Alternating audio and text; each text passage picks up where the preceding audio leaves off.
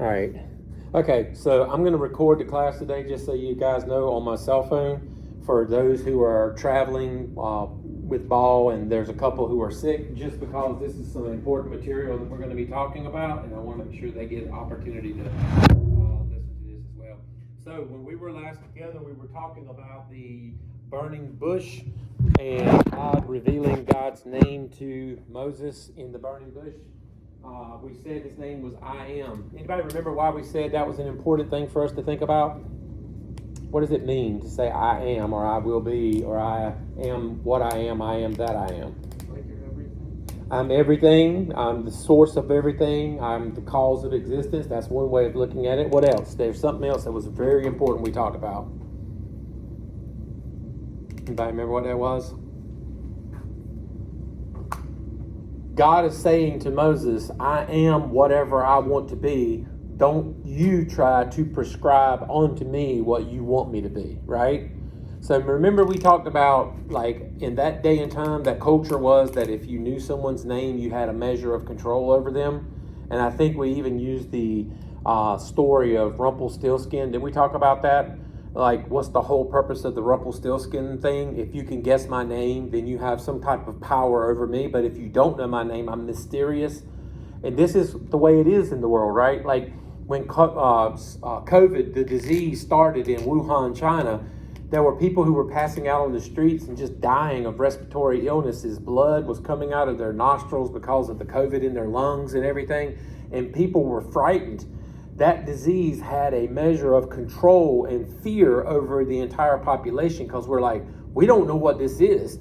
We don't know where it comes from. We don't know how it's going to affect people. Is this a 50% or 100% death rate? Who knows? The first thing that scientists do to try to begin to get some control over it is what? Categorize it and name it. And as soon as you name it, then you can start studying it and figure out what it is, right? And so this idea of naming God has behind it the idea of how can we understand you, grasp you in our mind, and therefore possibly control you to get you to do what we want you to do for us. What kind of God are you? Are you an agriculture God who brings rain for our crops? Are you a warrior God who gives us victory in our battles when we're fighting war? What kind of God are you? That's what Moses is really saying, right? And God sniffs out what Moses is doing and says, what? I'm not going to tell you my specific title as my name, because then you would try to use it for your benefit. No, rather, I'm going to tell you, I am what I am. I am who I am. I am that I am, right? I will be whatever I will be. And you can either be a part of my program or you don't have to be. Now, that's where your free will comes in, right? You can either be part of what I'm doing or you don't have to be. But I am what I am. So don't try to name me. Don't try to prescribe me. Don't try to make me what you want me to be. All right, so that's where we were. So what does God tell him to do? What's God's rule or design for him? I need you to go to Egypt, tell Pharaoh to let my people go, right? Now, on his way back down to Egypt, this is a very strange story. We're not going to read it, but I'm going to just tell you the story so you can get it. Moses and Zipporah, his wife, are sleeping. They're camping out one night when they stop along the way, because obviously it's such a long trek. They're not going to make the travel in one day. So while they're sleeping, Moses is apparently tossing and turning in his sleep. We don't know exactly what she perceives this to be, but it looks like to her that he's fighting for his life, that he's struggling. And she interprets this, and the scripture says this, that Yahweh tried to kill Moses on the way down to Egypt. Does that make sense to us? Why would God try to kill the man he just told to go to Egypt for him to help to free the people? That doesn't make a lot of sense, does it? And by the way, what is it that Yahweh or God has ever tried to do that he didn't do? Right? Like, there's nothing that God can't do if God wants to do it. So if God was trying to kill Moses, what would happen to Moses? He'd be dead. Exactly. There's no doubt about it. So obviously it's not that God was trying to kill him, but that's what it says in the text, is that God wrestled with Moses in a way that it seems like he was wrestling for his life and that Moses was maybe about to die. So Zipporah, his wife, decides the reason why God is struggling with Moses is because they've not circumcised their sons.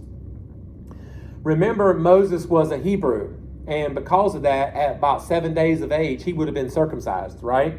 Because that's a part of the covenant God made with Abraham. Y'all remember this, right? Everybody kind of tracking along? Well, Moses married Zipporah out in the Midianite desert, and apparently he had not circumcised his sons like was his practice of his people. And maybe there might have been a sense of contention between him and Zipporah. We don't know. But for whatever reason, they had not circumcised their sons. So she perceives that maybe this is why God is trying to kill her husband. And to be able to keep God from killing him, to save Moses' life, she hurriedly circumcises her two sons and takes the foreskins, which is the piece that you cut off, the extra skin that's on the male organ, and she takes that bloody foreskin that's been taken off of her sons and touches it to Moses' feet, it says. But in the Bible, in the Hebrew narrative, especially in the Old Testament, the term feet is often a euphemism for a man's private parts. So instead of saying penis or male member or whatever, they would say feet, just to be able to be in polite company. So we believe that she actually probably touched it to his circumcision to make the connection in her mind. And when she does this, Yahweh decides not to kill him, or decides not to continue to fight him. So Moses' life is spared. Now that's an important part of this story for your midterm exam. Remember, I told you I wanted to cover the stuff especially that's on your midterm, so take a mental note.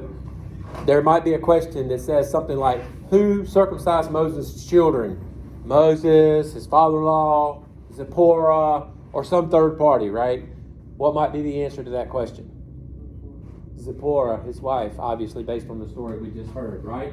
So keep that as a part of your understanding. All right, so they wake up the next day, they continue on down into Egypt, and when they first come into Egypt, Moses goes walking right into the Pharaoh and says, I actually have spoken to God, and God told me to come down here and let his people go, that you need to let the slaves go. You need to let God's people go. And how do you think Pharaoh received that? Do you think he just said, okay, you guys have a good trip, see you later?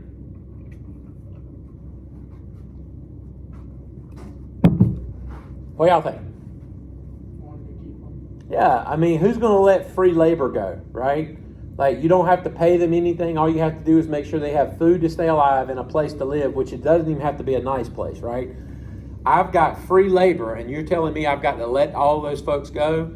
Who is this God that you're talking about that says, let his people go? And Moses really doesn't even know who to tell him, right? Other than what? I am told me.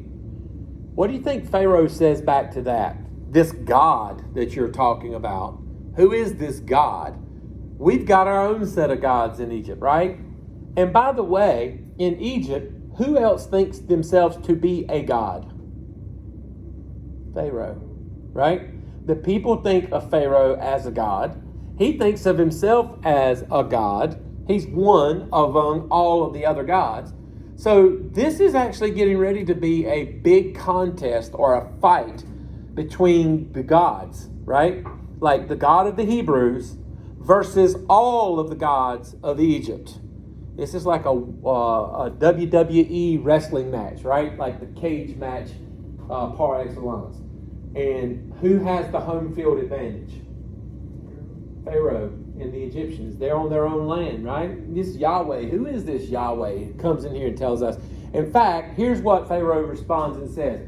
If your Hebrew friends have enough time to be able to go out into the wilderness and just have a worship service to this God, because that's what Moses first says.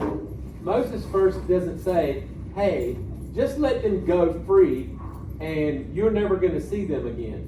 Moses is trying to do this by subterfuge. He's trying to get them away from Pharaoh far enough a head start that he can get them out of Pharaoh's grasp and get them away. Like he's stealing them away, right? He says, let us go 3 days out into the wilderness, a journey away from Egypt, so that we can actually worship Yahweh.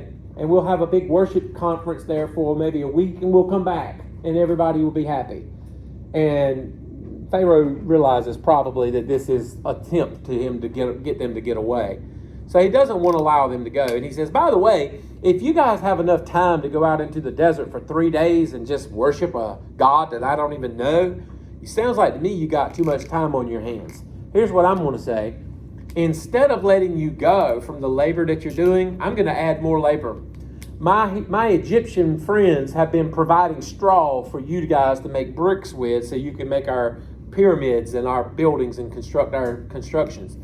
We're not going to provide that straw anymore. From now on, you guys get up earlier in the morning and go out into the fields, cut down your own straw, and then you go into the mud pits and you stomp the straw in the mud and you make the bricks.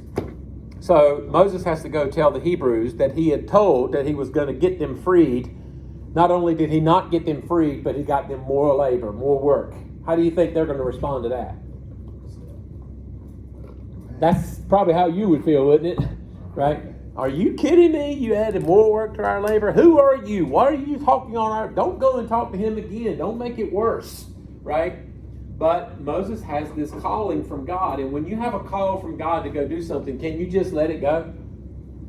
You really can't, can you? By the way, we started this class talking about everybody in the world who breathes breath has been created by God with some type of calling, right? And you have to discern what your calling is. When you find your calling, it's very difficult to just walk away from it and not do it. And in fact, if you walk away from it and not do it, you might be successful in the world's eyes, but I promise you, you'll never be as happy as you would have been if you would have done the thing that God called you to do. You'll be fulfilled in following God's calling. So he has to go fulfill God's calling, so he has to go back to Pharaoh again. So he goes back to Pharaoh after he talks to God, and God's like, you just go back to him and you do what I tell you to do. Remember, when he talked to God in the burning bush, he had a staff in his hand, and God used that staff to convince him that God was God. He laid it down, it became a snake. He picked it back up again, it became a stick again. Remember that? He also, God told him, he says, put your hand inside of your cloak. So he put his hand inside of his shirt like this. And then God says, now pull it out. And he pulled it out, and it was leprous. Leprosy in that day and time was like a death disease. It was like cancer that's like stage 4 with no cure. You would die from leprosy. Moses was horrified to see he had leprosy. And God said, okay, now put it back in. Put it back in. He pulled it back out, and it's clean and it's no leprosy. And God's like, look, I'm the God who can make leprosy go away. I'm the God who can make sticks turn into snakes. I'm the God who can do anything. I am that I am. I do whatever I want to do. So you go back to Moses and you tell him, I am has sent you. So he goes back to God, or to Pharaoh, and he says, God has said that let my people go, or else. And Pharaoh says, or else what? Moses is like, you're going to find out. And he leaves. What happens? Moses takes his stick and does what God tells him to do. He touches the river Nile.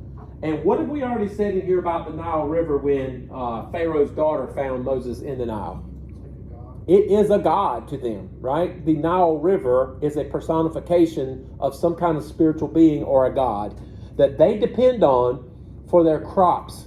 In Egypt, it's very desert-like. It's very dry and arid. You can't grow crops. So what did they do? They've got this wonderful river that brings all this water through the desert called the Nile River.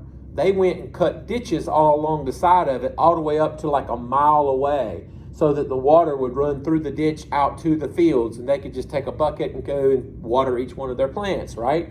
And every year at a certain time, the Nile itself would flood outside of its banks up to a mile on either side, making it very lush and green and grassy so they could grow crops and they could grow livestock, animals.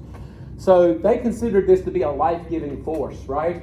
What does he do? He touches that water with his stick, and what happens to it? It turns into blood, according to the text. Now, does it turn into literal blood? We don't know. Because what we're getting ready to do is we're getting ready to go into a set of stories that talks about some miraculous things that God is going to do. But here's what I need you to know. And again, this is a place for the wise person who's a good student to take notes. Because remember, I told you that if you had notes, that you could use those notes during your midterm and final exams in class. You can use your notes. But don't bring a computer in and use Google, because if you use Google, your answers are not going to be right. The things that we're learning here from an academic understanding of how to study the Bible, Google will not give you these answers, right? They're going to give you opposite answers and they're going to be wrong. So write this down, keep it somewhere. We're going to talk about what is the definition of a miracle. So how do you guys define miracle? Let's find out what you think first before we actually define it in class. What's a miracle?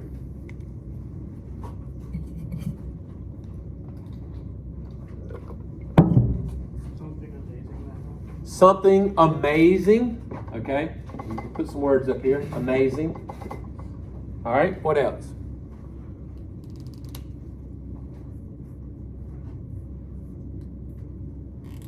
I'm sure you guys have heard about miracles, thought about miracles. You probably got a thought pattern in your mind as to what a miracle might be. What is a miracle? Sometimes Something that shouldn't happen. Okay? So meaning what? Unexplainable? From logic? Maybe? If you say that it's something unexplainable, would you possibly say this word? Supernatural?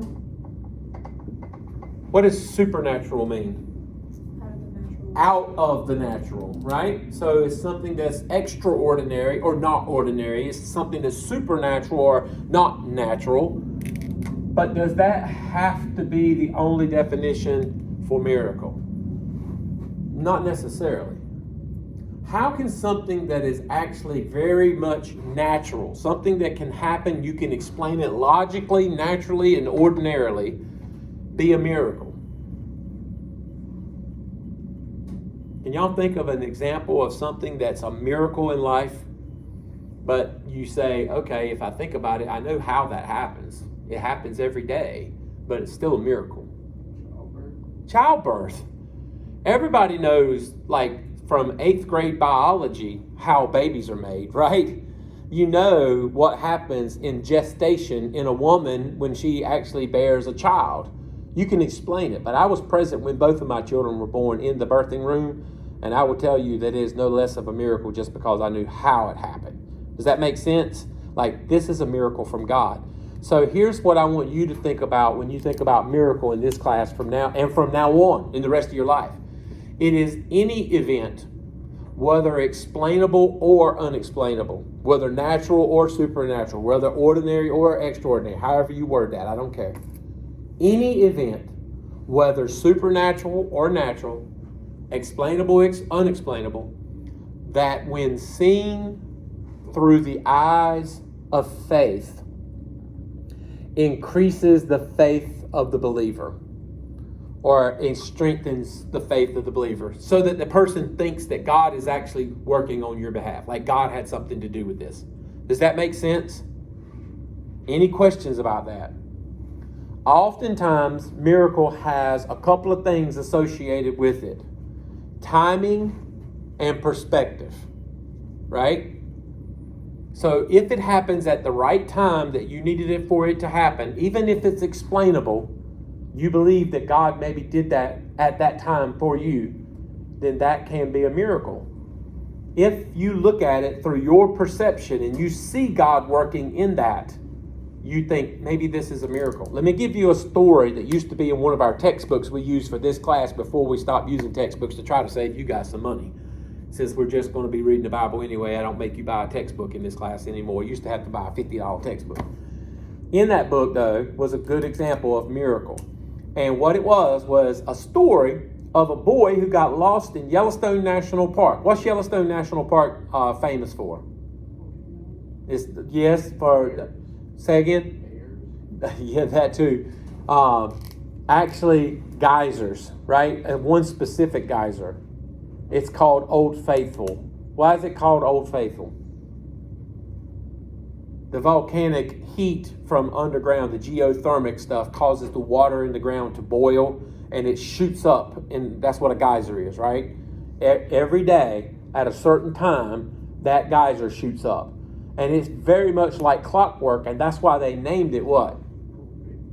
is faithful. It happens every day at the same exact time. So in this story, and again, this is a fictional story to try to help you to understand this, but in this story, there are a couple of scientists from MIT who are doing geography type research, and they're there with their stopwatches, and they're watching the geyser, and they're going to measure when it shoots off, right?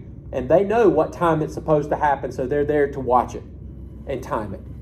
There's a little boy who got lost in the park, and he's away from his family, and he runs up on a big grizzly bear. And the grizzly bear is hungry, and he sees this kid. He's like, I'm going to eat that kid. So he starts chasing the kid. The kid starts running. The kid runs right across the top of Old Faithful geyser. And just as he runs across, the bear is right on his tail, about to bite him. And the bear steps on top of the Old Faithful geyser, and it goes off, and it shoots the bear up into the sky 500 feet high. And then the bear falls down and breaks every bone in his body and dies. There's 3 perspectives of the same story that just happened, right? The first perspective is the scientists. And what do they say? Yep, just like we expected. We can explain it. It's scientific, it's logical, it's ordinary, it's natural, it happens every day. There's nothing out of the ordinary that just happened, right? The boy also has a perspective. What kind of perspective does he have? Probably more of a faithful one. This was a miracle. God came in at the right time and saved my life from the bear that was chasing me, right? You see that? Like, he sees it as a miracle. How does the bear see it? It may be a catastrophe, right? So one sees it as a miracle. One sees it as a catastrophe because of what happened to him. He died. And the other ones are scientists, and they're like, yeah, that's just what happens every day at this time. That's when Old Faithful goes off, right? So to say that something is a miracle does not mean that it is unexplainable. Okay? Every year we have this discussion, and every year during the midterm exam, there is one essay question that's worth a good bit of points for that exam that says something like this. In class, we extensively talked about what is the definition of miracle. What is the definition of miracle? And give me a couple of examples of a miracle. And somebody in class every time, in fact, several somebodies every time says, miracle is something that is unexplainable and you cannot say why it happened. Is that the answer? That is not the answer. What is the answer? It can be unexplainable and supernatural, right? Or it could be natural. It doesn't matter if it's natural or supernatural, explainable or unexplainable. Either way, it can still be a miracle if what? Seen through the eyes of the people who believe that God is working on their behalf. Does that make sense? Okay, so when it says that the whole river turned to what looked like blood in the Bible, is that a supernatural or a natural miracle? We don't know. How could it possibly be a natural miracle? Does rivers turn completely red like blood? Some do. Say again? It's like the leftover salt rises. I wanted to pull up a couple of examples of modern day pictures of rivers that, because of some type of either the level of chemicals or salt or something that's in them, have turned to blood. There's 1, 2, 3, 4, 5, 6, 7. That one is not quite as red as some of these other ones, but it is kind of reddish, right? All of these in different places, all of these at different times. Do you think that the people who saw this probably thought, wow, something weird is going on here? This isn't something that happens every day, right? But is it supernatural or unexplainable? No, they actually explained why this river in Kuso in India turned red. They figured it out, right? So it depends on what's going on. In the Bible, God could have used natural means to turn the water red. Does this make sense? But what would the Hebrew people have thought about it?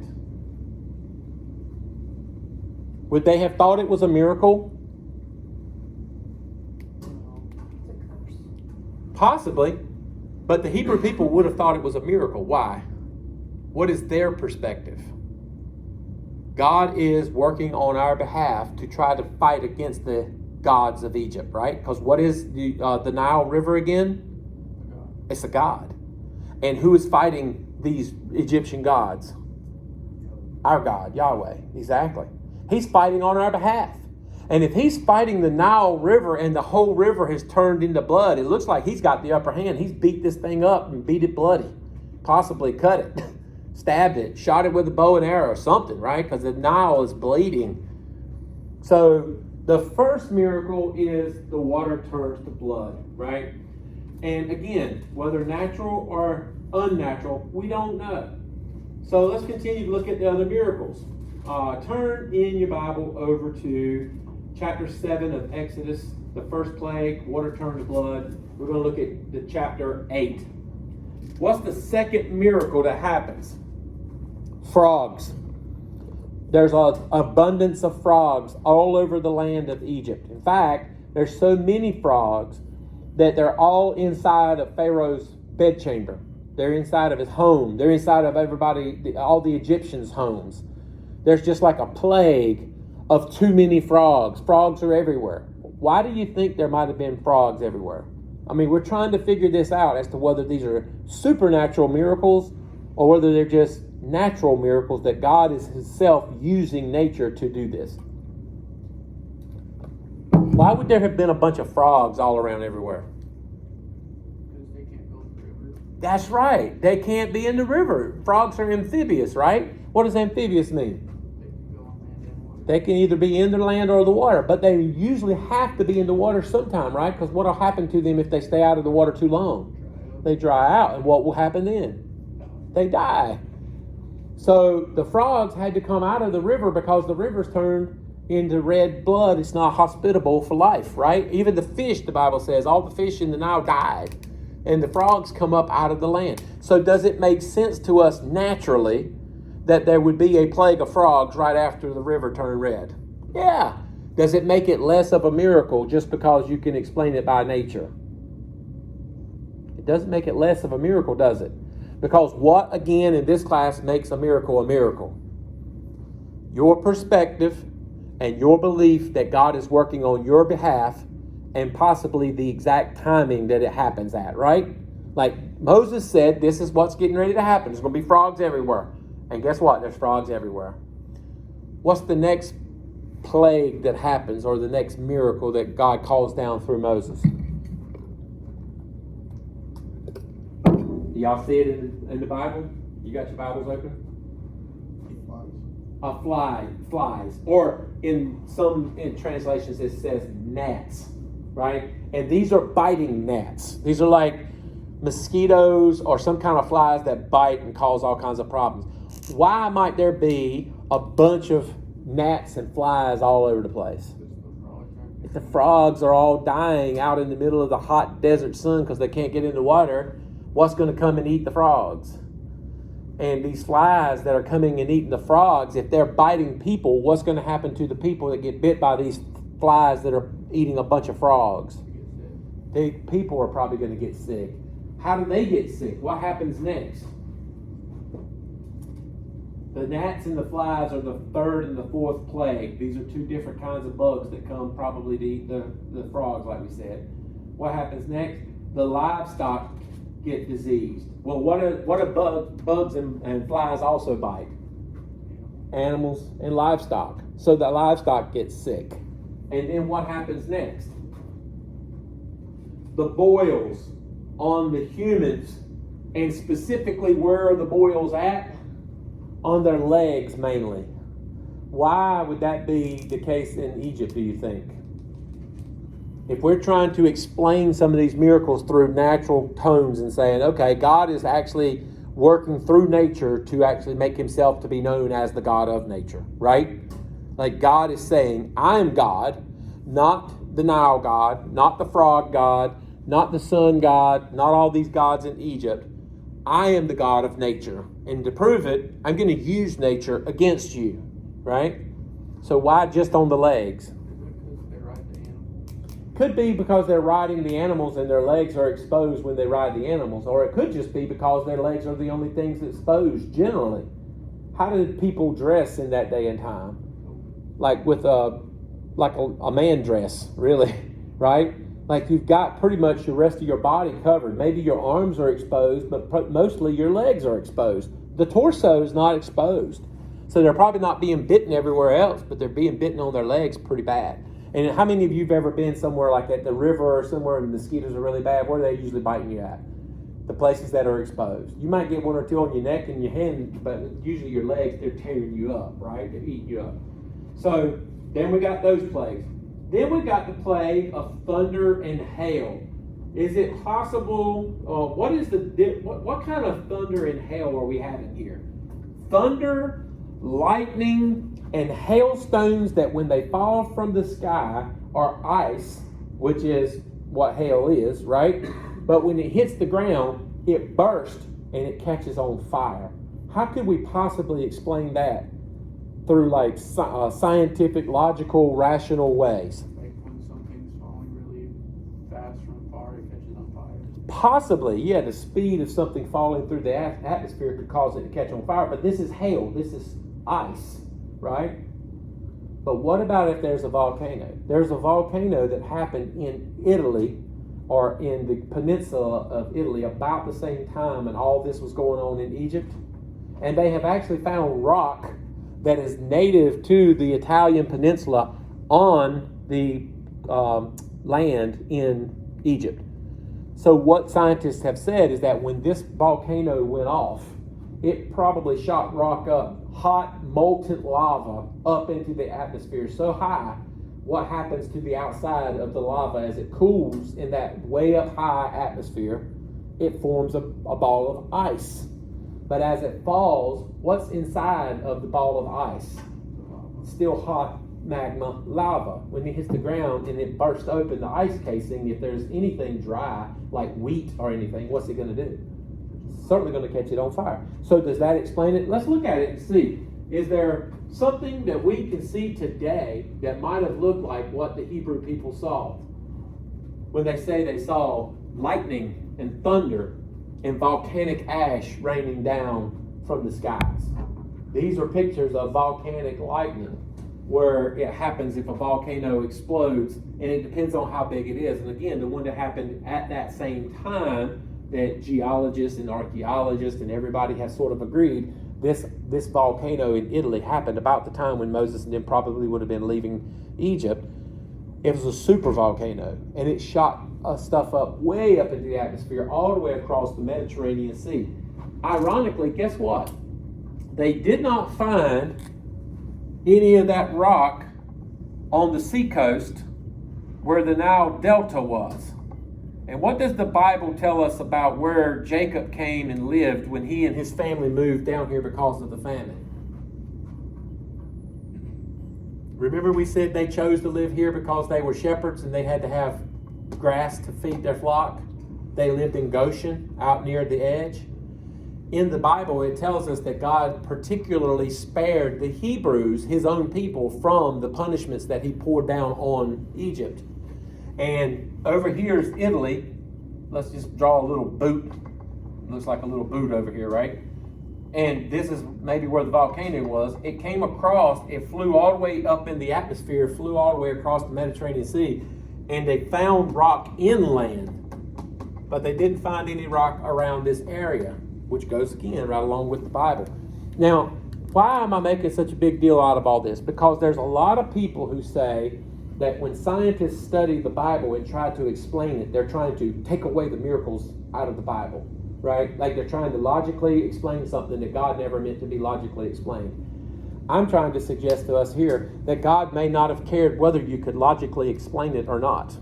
That God was working on behalf of his people and it was still a miracle. Just because you can explain it does not make it less a miracle. Does this make sense to everybody? We're following. Why would God want to do that? Why would God want to use nature instead of just doing it in a supernatural way that couldn't be explained? To show maybe that like they aren't gods. Yes. He is fighting these gods who the Egyptians think are in control of nature. What is God trying to say by controlling nature? I am in control of nature. I made nature. I made the whole world, right? None of these gods are real. I'm showing you who's boss here, okay? So that's another plague that came. That's very explainable, but still can be a miracle. Here's another plague that came, locust, right? God sent locust. And in that culture, locust was one of the worst things you could expect. And it happens regularly. In fact, it still happens, right? Why is it one of the worst plagues that you can have if you're an agrarian farming people? They eat all the crops. They leave nothing in their wake, right? They eat all your crops and then you don't have food. And what is Egypt already gone through with Joseph? 7 years of famine. Nobody wants to go through that mess again, right? We finally got good crops. We got a lot of food in the field. And now all of a sudden these bugs come and eat it. And there's no way to stop them. You didn't have pesticides back then. You couldn't spray your crops and spray your fields.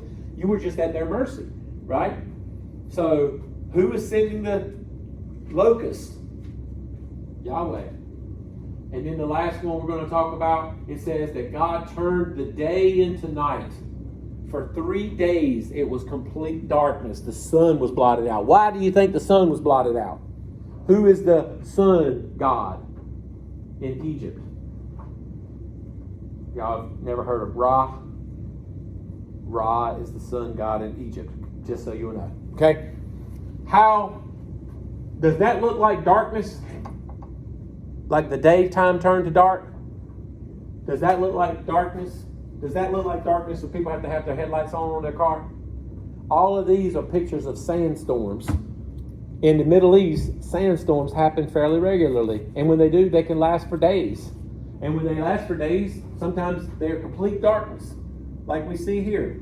And by the way, there's also, like we saw in the volcanic dust that goes way up in the atmosphere that causes volcanic lightning, there's sandstorm lightning too that happens. So if there's thundering and lightning and all of these things, these people are thinking, oh, the gods are angry, the gods are angry. Modern people come along and say, yeah, it was a sandstorm. Yeah, rivers turn to blood from time to time. It happens. Frogs come out because, and little flies come and eat the frogs, and that causes disease. Yeah, we can explain all these things. There's no miracles in the Bible. That's what some people say. But what do we say in this class? Just because you can explain it logically does not mean that it wasn't still a miracle. It was a miracle because of why? God did it exactly at the time that the Hebrew people needed it done. When Moses said, tomorrow God is going to do this thing, and it happened. And it was obviously a fight against those gods who they believe controlled nature. Does this all make sense to everybody? Any questions about that or comments or thoughts about that before we move on? All right, if not, there's one final plague that God is going to pour out on Egypt. What is that? The firstborn son, right? So Moses goes back to Pharaoh through all these plagues. Each one of the plagues, he goes and he says, God says, are you done yet? Do you give up? Do you cry uncle? And Pharaoh usually says no, right? He hardens his heart. And eventually Pharaoh starts to get a little bit softer in his heart when God says through Moses, are you done yet? Are you going to give up? Pharaoh says, look, I'll give up. I'll let you men go out into the wilderness for 3 days and worship like you said you wanted to do originally. You don't have to carry your women and your children. You don't have to carry your animals, okay? So just stay. Let them stay. You men go. Moses says no. Why does he say no about the men going out for 3 days to worship? What was his whole plan of getting everybody 3 days out of Egypt? We're going to escape. Like if we can get 3 days head start on you, we're already, all of us are away. We're not leaving our women and our kids. We're not leaving our stuff. When we go, we're all going out into this wilderness. And Pharaoh's like, nope. Another plague comes. So finally, Moses goes back to Pharaoh and says, listen, God has had enough. He said it's over and done with. This night, the death angel was going to come through Egypt. And the firstborn in all of Egypt was going to be struck down. It's going to die. Death angel is going to kill your firstborn sons. Now, anybody who puts blood on their door and lintel, so like in that day and time, if you had a house, you had the doorway was like this, This is the lintel, and this is the doorposts, right? He says, if you take a firstborn, a lamb from the flock that is without blemish, a perfect lamb, and you sacrifice that lamb, take all of his blood, and you wipe it onto the doorposts of the household. You and your family stay inside the house and you eat the lamb that night. You roast it, you eat every bit of the lamb. When the death angel comes to your house to kill your firstborn son, like everybody else's firstborn son, he will see the blood on the doorpost and the lintel, and what will he do? He will pass over your house and go to the neighbor's house, and if there's blood on that doorpost, what will he do there? He will pass over that house, and if he goes to the next one and there's blood there, what will he do? He will pass over that house. If he goes to the next one and there's no blood on the door, what will he do? The firstborn in that home will die, right? That angel will take that child's life. Goes to the next house, there's blood on the doorpost and lintel, what will he do? Pass over that house. What do you think became a celebration in Israel because of this event? It's a big event that they still have even today in their religion. The Passover. Where does that come from? When I see the blood, I will pass over your house, right? And your child will not die. Why does God say he's going to take Pharaoh's and all of Egypt's firstborn son and kill them? I think it goes back to like how God likes the lesser. Possibly, okay. So like the lesser over the younger over the older, okay. But I think there's something else going on here. God considered the Hebrew people to be his son, right? He said, you have got my son in bondage. And there ain't no liable telling how many of those Hebrew people that Pharaoh's already killed. Does that make sense? So you've killed my firstborn in generations. They've been in slavery for 400 years, by the way, at this point, right? So generations of Hebrews have been killed by your hand. Guess what I'm getting ready to do to you because you will not let my son go? I'm going to take your son. Now, that goes right along with what God told Abraham to do, doesn't it? What did God tell Abraham to do? Give me your son. Sacrifice me your son. And I'm willing to do it, Abraham says. And God says, okay, because you're willing to, you don't have to. Pharaoh would not give God his son. And so God says, okay, well, I'm going to take yours, right? And the firstborn son in that culture, not in our story, because in our story we reversed it. But in the culture, the firstborn son was what? The heir to the next generation, right? So if he takes Pharaoh's firstborn son, he takes the throne of Egypt. Does that make sense to you guys? And he does it to everybody, including the animals. So like everybody in Egypt is going to have their firstborn son taken that night unless you do this elaborate ceremony that God tells to Abraham or to Moses and to the Hebrew people to do. And there's other things that go along with this Passover meal besides just the lamb. You also have bread, you have wine, you have bitter herbs, you have salt water, and everything represents something. And they still do that to this day. And it all goes back to this event that night. So Pharaoh obviously doesn't believe it. You know, he's a god. How is this God going to affect me and my country? So guess what happens? That night, God sends the death angel, and sure enough, Pharaoh's son dies and all of Egypt, except for the people who had blood on their door. And so what does Pharaoh say the next day? That's it. I'm done. God is God. Yes, whatever. Get out. And not only get out, when you go, take reparations for all the years that we have had you enslaved and didn't pay you. Borrow from your neighbor, your Egyptian neighbors, gold and silver and stuff like that, knowing you're never going to pay it back. So they got paid on their way out. Does that sound like another story we started off this class talking about? Yeah. Which one? Was it the one where he said his wife was his sister? Abraham said, my wife is my sister to Pharaoh, way back when, if you remember. And Abraham lied, but who got punished? Pharaoh. Pharaoh. Plagues came down on him, remember? And he said, why did you lead me astray, believing that this woman was your sister, not your wife? Take your wife and take your family and everything else, and the cattle and the sheep and everything I've given you, and leave. Remember I told you way back then that story was probably a precursor to the story we're going to talk about when we get to Exodus? Well, that's where we're at now. Say it again? Exactly. All right, so he tells them to leave. They leave. They get all the way out into the desert. They're celebrating, they're happy. And then Pharaoh thinks about it after a while. And what do you do when you begin to think about something where it seems like somebody's gotten over on you? Let's say your buddy, y'all always play wrestling or whatever, back and forth, and he slapped you in the face one day, and you're just as mad as you can be, and you're like, man, I don't even want to see you for the rest of the day. Get out of my face.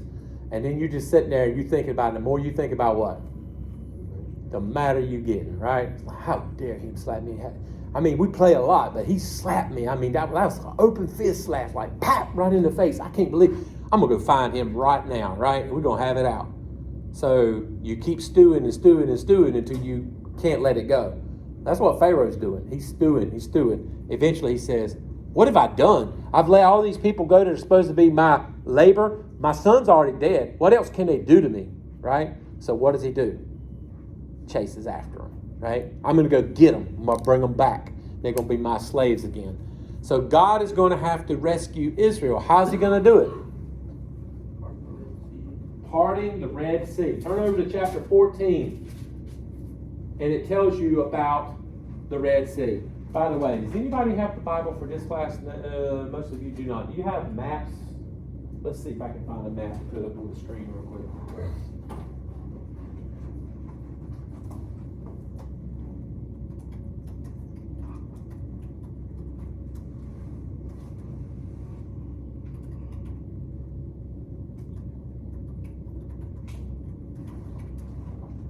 All right. Okay. Can y'all see that map? Let's see if I can make it bigger. I don't know if I can or not. I don't think I can. It's not going to let me open it up. Let's size it. Can y'all see this map a little bit?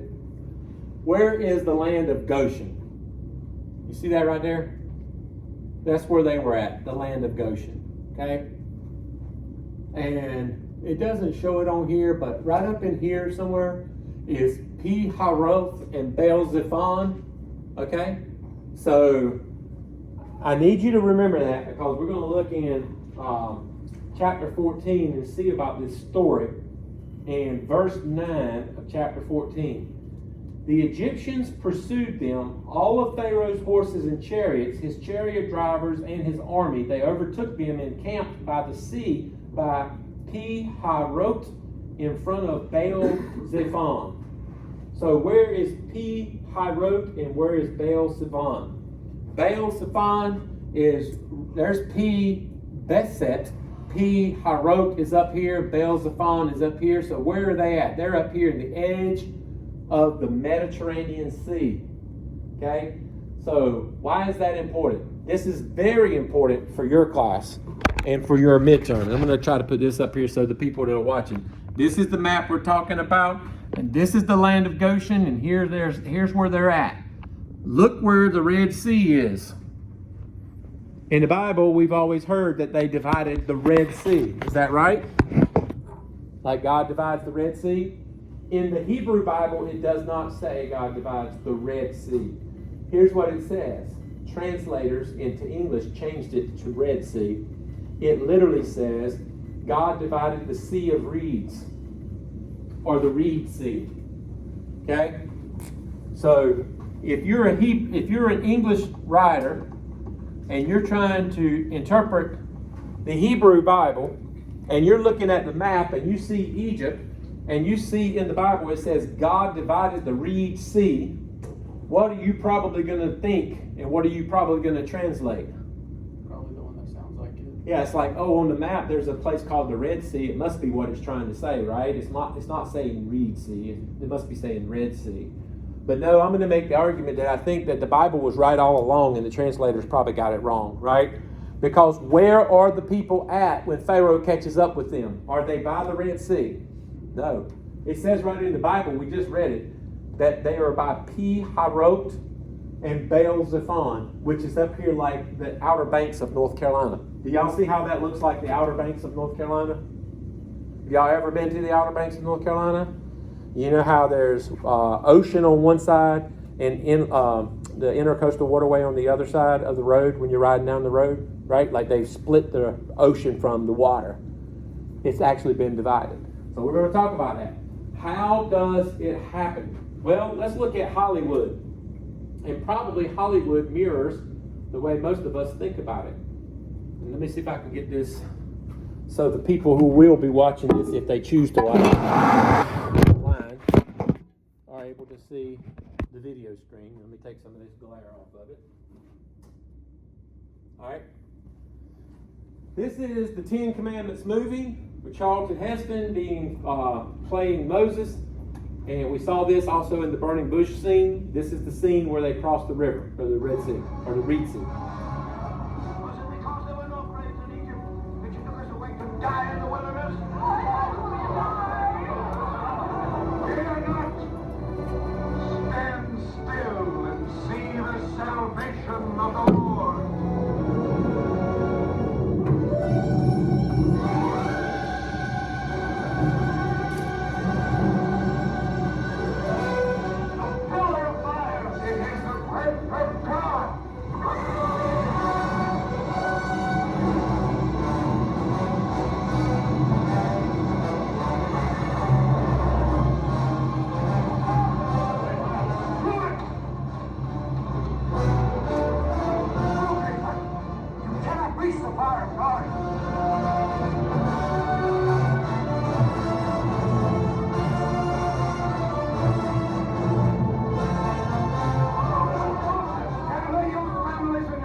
We must go with all speed. Go where? The crown of the sea? How long will the fire hold Pharaoh back? After this day, you shall see his chariots no more. No! You'll be dead under them. The Lord of hosts will do battle for us. Behold his mighty hand.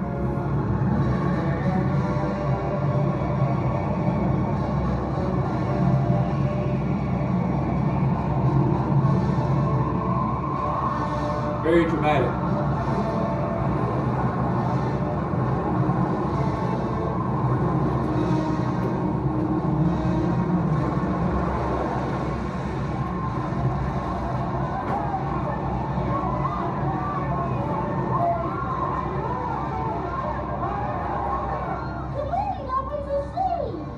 God opens the sea with the blast of his nostrils. Okay, I'm going to stop right there for just a second. God opens the sea with a blast of his nostrils. Remember that. By the way, this story does say that Pharaoh was held off all night long by a cloud of what looked like fire. So they were on one side of what seems like a cloud of fire, and the Hebrews were on the other side. Was that the volcanic eruption? We're not sure. Here's the Prince of Egypt one. It's a shorter clip. It's also very similar to that same one.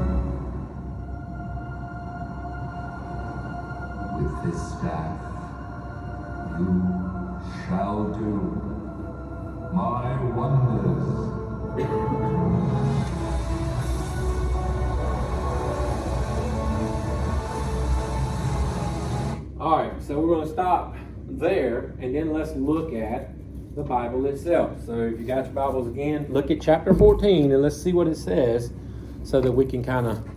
And this is exactly what we've been watching. It's the same exact story. Verse 14 of chapter 14, the Lord will fight for you, and you will only have to keep still. This is Moses talking to the people when they're like, what are we going to do? What are we going to do? He says, the Lord's going to do our battle. He's going to fight for us. Then the Lord said to Moses, why do you cry out to me? Tell the Israelites to go forward. But you lift up your staff and stretch it out over the sea and divide it so the Israelites may go into the sea on dry ground.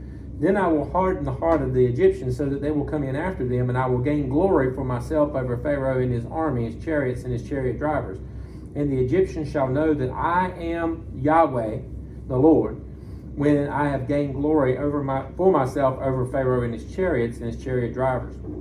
The angel of God who was going before the Israelite army moved and went behind them, and a pillar of cloud moved from in front of them and took its place behind them.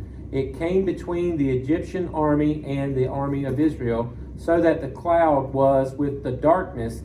It lit up the night. One did not come near the other all night. So notice, it doesn't say it was a cloud of fire, a pillar of fire, so to speak. It says it was a cloud that moved between it was a cloud that the Hebrews were following. It moved and went between the Hebrews and the Egyptians and set up a barrier between them. But it did say it lit up the night, which obviously is where the idea that maybe this was a cloud of fire, right? Then verse 21, Moses stretched out his hand over the sea, and the Lord drove the sea back by a strong east wind all night and turned the sea into dry land, and the waters were divided. Now, that last verse is the one that I wanted us to get to. What does it say in that verse? Somebody tell me, what did I just read in that last verse? Say again? The waters were divided. What does it say at the beginning of that part of that same verse, though? Moses stretched out his hand over the sea. So far, are we in line with everything we've seen? Moses stretches his hand out over the sea with the stick, or sticks the stick in the water. That's exactly what we saw in the movie, right?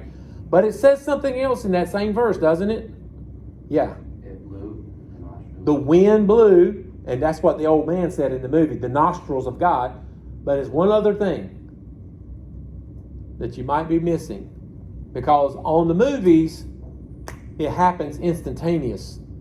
The water just splits. Like as soon as Moses puts his staff in the water, as soon as he holds it up, God splits the water instantaneously. But in the text, what does it say? Read that.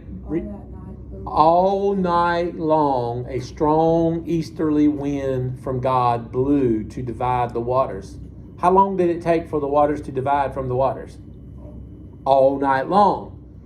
Can that be explained naturally? How many of you live near the coast of North Carolina, or even here in North Carolina? Some of you might be international or students. Some of you might be from other places. Let's say. Let's see if I can just look up a short video. Skip the ad. What you're about to see is something I have never witnessed before in my life. I am on the Manatee River in Bradenton, Florida. What you're looking at is normally filled with water. You see how the ground is dry. Do we see this happen still today? With a strong easterly wind all night long, like a nor'easter or a hurricane. This is a hurricane. Like this water is usually up over that, by that cement wall there, right? How much water is gone? Now this is just one example. Let's say hurricane, dried sea. How many examples can we find if we just look it up? Like people are literally walking where it used to be water over top of their head because the hurricane in Tampa, Florida that came through that time sucked all the water out But usually what happens when a hurricane comes through? It turns around, and the winds that are sucking the water out of the bay all night long, it turns around, and what does it do? It begins to push the waters back in. So most of the time when you see this, know that you're probably getting ready to get what tomorrow? Flooded, right? So whereas used to it was 8-10 feet deep here, today it's gone, and the sailboats are sitting on the bottom on the ground because the water's all sucked out. Tomorrow it's going to be 15-20 feet, and it's going to be all up in the city streets, and everything's going to get flooded. Does that make sense? Does that sound like what might be happening in the book of Exodus when the Hebrews are at the edge of the sea, the Mediterranean Sea, that is almost like the coast of North Carolina and the Outer Banks, where there's all these little fingers and things that jut out? See if I can find our map again. Take our map away. All these little fingers. This thing's got to go away. All right, go away. Go away. There you go. All these little fingers that jut out into the water, so that if all night long the water blew one way, it would be dry land. So if you're on this little peninsula right here and you can't get across, and God lets the water blow all night long one way, and you get across on dry land, and the Pharaoh comes in to the same dry land that you just walked across, but now the hurricane turns, what happens to the Pharaoh? The water comes in and drowns them. Does that make sense to everybody? Like, so my point is, can this be explained naturally? Yes. Does that make it less a miracle? No. I was gonna say, like, you could also explain the wall of fire. If you think of where they are, it's like hot and like fires happen, and with the wind maybe push But yeah, I mean, water, it could probably push the fire. absolutely. And imagine again, if we are over here, he's talking about a cloud, right? So the cloud is up here. Where does the cloud happen at whenever the volcano explodes in Italy? The cloud goes up 30, 40, 50,000 feet. In fact, there have been volcanic eruptions in Europe and places like that has disrupted air travel, so that United and American Airlines and all those folks have to go way out of their way to go around volcanic ash and volcanic eruptions at 40, 50, 60,000 feet, because that's how high these things go. So is that the kind of cloud that they were following and God was using that? Who knows?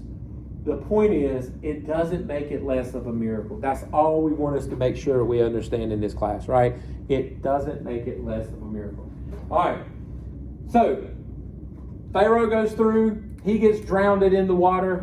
His chariots get stuck in the mud. They all have to go back to Egypt. The Hebrew people never see Pharaoh again because he finally gets up on them. They are on the other side of the wilderness from Pharaoh. He goes back home, if he's even alive. He might have been literally drowned, but we know his stuff got drowned out at least.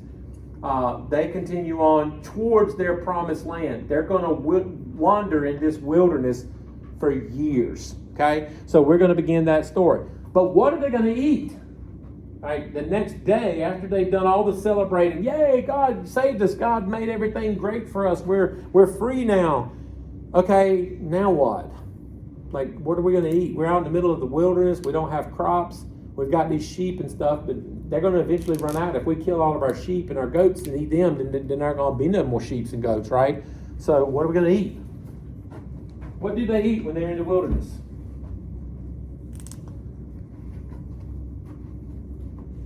Have y'all ever heard of manna? What is manna?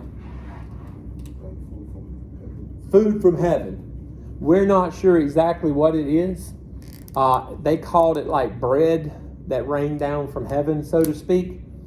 Here's what the Hebrew word manna means. It's a question. The word itself means, what is it? So if you see a matching term on your midterm exam and you have to match the word manna to a definition, what might be the definition for manna? What is it? Why did they name this stuff, what is it? Because when they got up in the morning and they were really hungry and they're like, what are we going to eat? And they're like, oh, there's this stuff on the ground. Maybe it's edible. I wonder. What is it, by the way? And that's how they named it. That's what they called it for the rest of their time out in the wilderness. They like, let's go get some of that what is it stuff. Let's get some manna. What is it? Well, what was it? Does anybody know? Some scholars have suggested that Bedouin shepherds still eat manna today. That it's not something that fell literally from heaven, but it's something that God provided for them. And that it is the secretion of an insect in the wilderness area where they're at. And this secretion actually dries on the ground in the night when the dew falls. And you can take it, pick it up, and it's leafy, it's flaky, and you can eat it. You put it in your mouth, it dissolves in your mouth, and it's sweet like sugar. But how many of you would want to eat the secretion of a bug from the wilderness as part of what you have to eat to survive? Huh? You got to eat what you got to eat. How many of you have eaten the secretion of a bug? No? Nobody has? How many of you have ever eaten honey? What's honey? Secretion of an insect, right? And it's full of calories because it's nothing but pure sugar, right? So that very well may be what that manna was something like that. Something sweet, some kind of secretion of a bug. But here's the thing. It crystallized in the dew at night when the ground was cold. And in the morning, when the sun came out, the sun seems to melt it away. So that is the thing with manna. Manna is there early in the morning and you can go and get it. But once the daylight starts really coming up, it seems to just sort of waft away. And the other thing about manna, now this is supernatural. Okay, so there's a lot of things that we might be able to describe as natural, but this is supernatural. If you gather enough manna for the day, it stays good all during the day, and you can eat and your family can eat from it. If you gather enough for 2 days, tomorrow when you wake up, what's going to be done to the manna that you gathered for your second day? It's got maggots in it, and it rotted. Why is that? And where is the supernatural aspect of this particular miracle about the manna?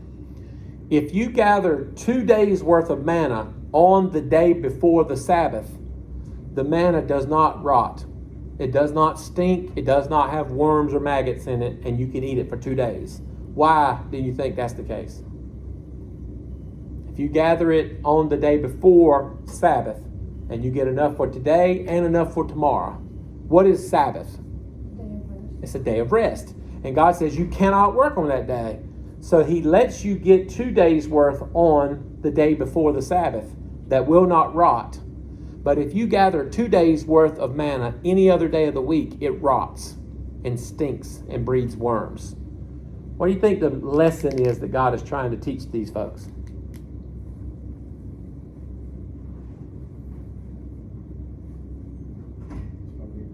Don't be greedy. That's exactly right. Because where did they just come from? Where did they just come from? Egypt. And Egypt, this is a way for you guys to remember this, so pay close attention. Let me move my focus long line back over so you can see the board. We're drawing a pyramid. Why would I draw a pyramid to represent Egypt? What's in Egypt? The pyramids. The Giza pyramids and some other pyramids too, right? But the ones at Giza are the biggest and the most well known. We've got 3 pyramids. Why are we drawing a pyramid to represent Egypt? Because Egypt, their economy is a pyramid. And how many of you have ever heard somebody talk about a pyramid scheme?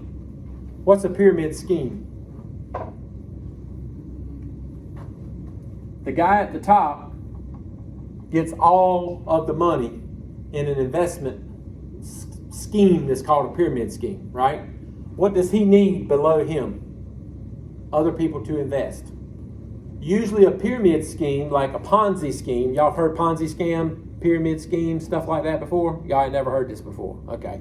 There was a guy by the name of Ponzi, and he determined that if I could convince all of you guys to put money into a fund that I'm telling you will give you like 10% interest back, you're like, man, that's good. I can make a good nest egg for my retirement, right? So you give me 100, You give me 100. You give me 100. I'm going to give y'all all $110 back every week. Right? Not every week. I'm going to give you $10 back every week. Okay? So I take your 100. I take your 100. And then I take Zachary's 100. I take Zachary's 100 and I divide it out by 10. I got $10 bills, right? And I give Leah $10. And I give Quentin $10. And I give Thomas $10. I give everybody that's giving me money, I give them their $10. And what do they think? Hey, this is a good investment. This guy said he was going to give me $10 every week back, right? So what have I done? Not made any money at all, have I? I just stole Zachary's money and paid it back to these other people to build more confidence in them. Y'all ever heard somebody talk about a con man? What is a con man? Gets you to trust them. The word con is the first part of the word confidence. I'm building confidence in you. And so Leah says, my God, if I can get $10 for every 100 I put in there, I'm going to put in 1,000. And I'm like, good. Give me that 1,000. And I take another one of her $100 bills out and I divide it out by 10 and I give everybody $10 back. And everybody else says what? Oh man, this is wonderful. I'm getting $10. And I give 1,000. So everybody at the bottom keeps giving the money to who? The guy at the top. But guess what? Eventually, the guy cannot give the money back because he's not investing it at all. He's not making any money. He's just a shell game. Does this make sense? The guy at the top always wins. The people at the bottom always lose. In Egypt, who was the guy at the tip top? Pharaoh. He was always going to win. Who was at the bottom?